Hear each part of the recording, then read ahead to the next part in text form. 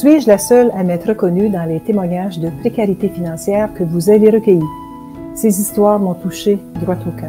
Eh bien non, vous n'êtes pas la seule à avoir dressé des parallèles entre votre histoire et celle que nous avons diffusée dans le cadre de notre projet Visage de la précarité financière. C'est la preuve que la précarité financière est omniprésente et ce, dès 65 ans. Et ça réfute l'argument du premier ministre Justin Trudeau, qui dit que les besoins des aînés sont plus grands à partir de 75 ans.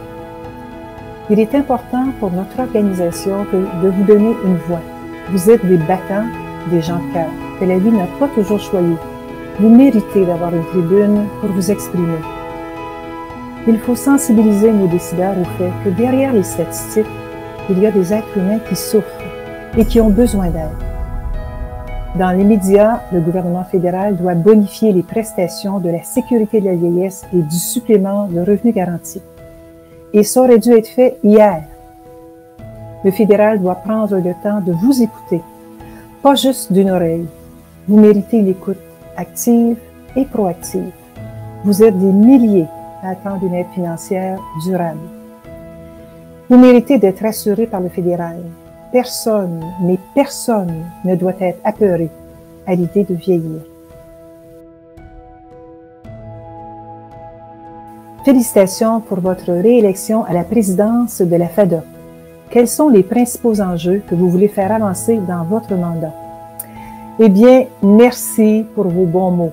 Depuis mon élection à la présidence du réseau FADOC en juin 2019, je me suis fait un devoir d'être une présidente de cœur, à l'écoute et avec un conseil d'administration fort et en action.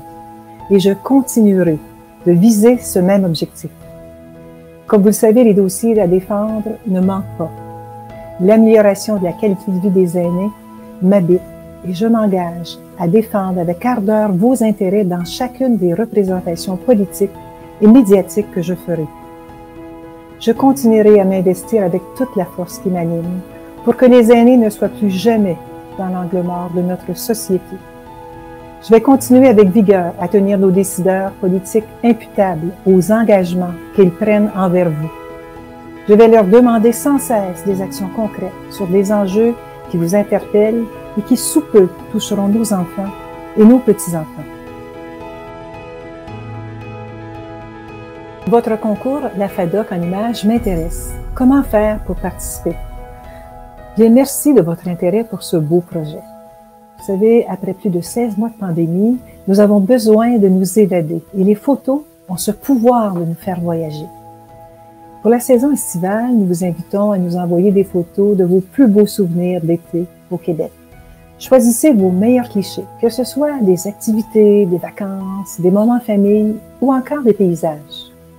Vous savez, chez nous cette année, nous fêterons Noël en juillet dans le jardin avec nos enfants, nos petits-enfants et bien sûr ma maman. Nous avons hâte de tous nous revoir autour d'une bonne table et de participer à des jeux ensemble. On a beaucoup à se raconter. Alors l'écran est à vous. Partagez-nous votre regard sur l'été québécois. Et vos photos seront publiées chaque semaine sur nos canaux de communication.